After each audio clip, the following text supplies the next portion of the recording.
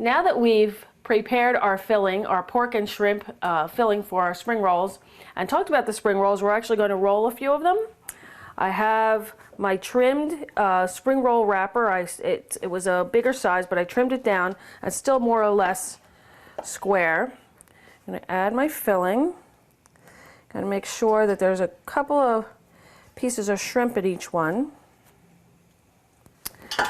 And I'm going to put a couple of bean sprouts just in there to make sure that they have some of the crunchy raw bean sprouts.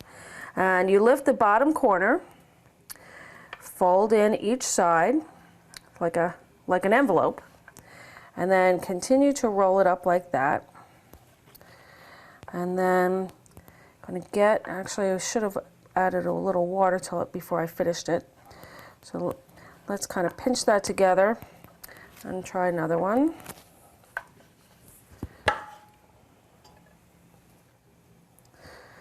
Make sure I get some slaw in there. There's plenty of bean sprouts in that one already.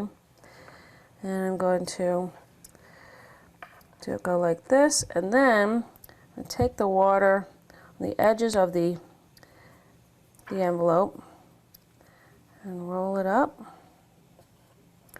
Kind of pinch it down. We want these not to fall apart when they go in the oil. Let's do one more.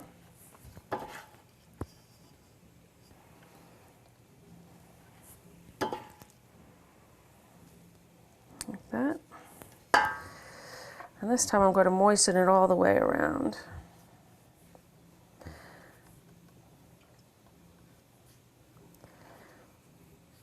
See if that'll hold together a little better.